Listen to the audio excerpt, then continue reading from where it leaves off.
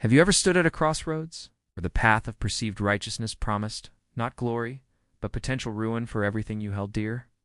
This is not just a tale of nations and finance. It is a story about a country, a lone voice, daring to question a chorus, a small nation standing its ground. Against an overwhelming tide, a modern-day David facing a Goliath of its own making. It is the story of Belgium, a country suddenly thrust into the center of a geopolitical storm. Forced to navigate the treacherous waters of international law, financial stability, and the immense pressure of its allies, all while safeguarding its own future. This is a journey through a labyrinth of power, principles, and perilous decisions. A struggle that challenges the very definition of justice in a world fractured by conflict. In the heart of Europe, as winter's chill settled over the continent, a proposal rippled through the corridors of power in Brussels, one that sounded on the surface like a bold stroke of strategic genius. The European Commission President, Ursula von der Leyen, stood before her peers and unveiled a plan that promised to be a lifeline for a nation in crisis. The idea was to channel the vast sums of frozen Russian funds, assets locked away since the conflict began, into a powerful financial instrument to support Ukraine. The vision was grand: a loan of 90 billion euros over the next 2 years, a staggering amount that could sustain Kyiv's resistance and reconstruction efforts. The mechanism for this ambitious plan was something long debated, a financial innovation called a compensatory loan. In essence, it would compel the financial institutions holding these frozen Russian assets to transfer them into a new lending facility, leveraging them to secure the massive loan for Ukraine. It was presented as a clever, almost elegant solution, a way to make an adversary indirectly fund the very nation it was opposing. However, beneath this veneer of strategic brilliance, a more complex and contentious reality was taking shape. To ensure the plan's longevity and bypass potential roadblocks, the EU was exploring a subtle yet profound legal maneuver. The idea was to decouple the asset freeze from the broader sanctions regime against Russia. Currently, both measures were intertwined, requiring a unanimous vote from all member states for their periodic renewal. This unanimity had become a significant hurdle, particularly with countries like Hungary often expressing dissent.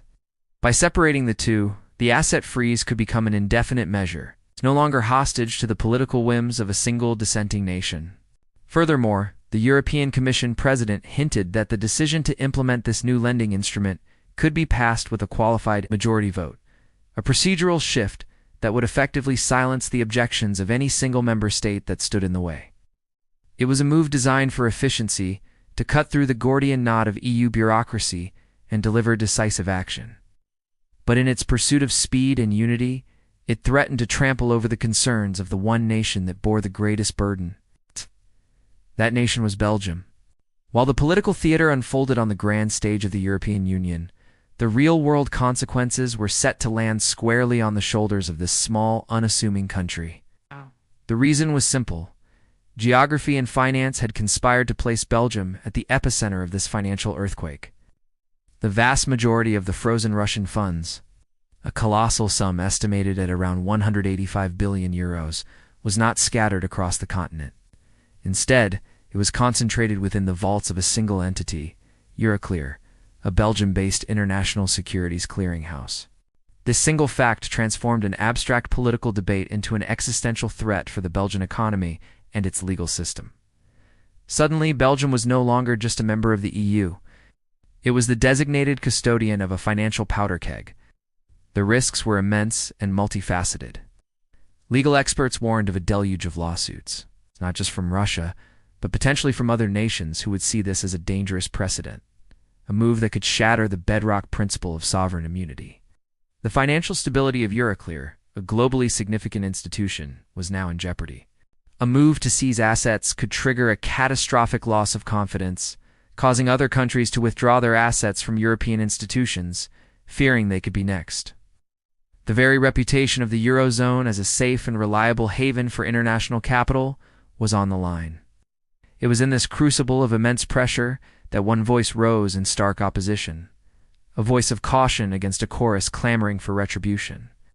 Bart the Prime Minister of Belgium, did not mince his words. In a moment of striking candor, He laid bare the profound unease felt within his government. "There are actually better solutions than stealing money from the Russian central bank," he declared, his words cutting through the political rhetoric. "I find that very unwise and ill-considered." He drew a powerful and visceral analogy, one that resonated with fundamental principles of law and sovereignty. "It's money from a country with which we are not at war. It's like breaking into an embassy, taking everything and selling it." His statement was not merely a political disagreement, it was a moral and legal red line. He was framing the EU's proposal not as a clever financial strategy, but as an act of plunder, a violation of international norms that could have unforeseen and devastating blowback. He was defending a principle that transcended the current conflict, the idea that even in times of extreme tension, the rules of the international order must be upheld lest the entire system crumble. This was not a position taken lightly. De Wever understood the immense pressure from his European partners and the moral weight of supporting Ukraine. Yet, he also understood his primary duty was to his own country, to protect it from what he saw as a reckless gamble. The defiance in his tone was palpable as he articulated the potential consequences of the EU pushing ahead without consensus. He made it clear that Belgium would not be a passive participant in a decision that it believed was both illegal and existentially dangerous. De Wever stated with solemn gravity that he would not rule out the extraordinary step of suing the European Union itself if the bloc chose to force through a decision that was contrary to law and posed a significant risk to Belgium. This was an unprecedented warning, a fracture in the facade of European unity. A member state was threatening legal action against the very body it belonged to, testament to the depth of its conviction and the height of the stakes involved. The message was clear. Belgium would not allow itself to be sacrificed on the altar of political expediency. As this internal European drama unfolded, the world was watching, and Moscow was preparing its response. The Russian Foreign Minister Sergei Lavrov echoed the sentiment of illegality, but with a far more menacing edge. He confirmed that Russia would not stand idly by. Speaking on the same day as De Wever, Lavrov stated unequivocally that Moscow would retaliate against any seizure of Russian assets and that a response had already been prepared.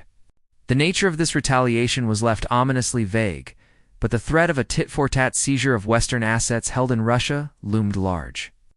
Promising a further escalation in the economic war between Russia and the West, Lavrov added another layer to the narrative, painting the West's actions not as a principled stand for Ukraine, but as an act of desperation. He argued that the countries supporting Kyiv had exhausted their own financial reserves and were now left with no other option but to resort to what he termed plundering Russia to continue funding the conflict. It was a narrative designed to portray the West as financially weakened and morally bankrupt. Its support for Ukraine built not on conviction, but on confiscated funds. And so, the stage is set for a confrontation of immense consequence. A battle fought not with soldiers and tanks, but with legal statutes, financial instruments, and the weight of international precedent. In this complex saga, Belgium stands as a testament to the enduring power of conviction in the face of overwhelming odds. It is a story that reminds us that true strength is not always found in the roar of the crowd, but sometimes in the quiet, determined voice that dares to ask, "Is this right? Is this wise? Is there another way?" The path forward remains uncertain, fraught with legal challenges, financial risks, and geopolitical tensions. But in its lonely stand, Belgium has ignited a crucial debate, forcing the world to confront the difficult questions that lie at the intersection of justice, power, and survival. It is a journey that is far from over, a struggle whose outcome will echo through the halls of international finance and law for years to come, a powerful reminder that even in the darkest of times, the courage to stand for one's principles, against all odds, can shine the brightest light.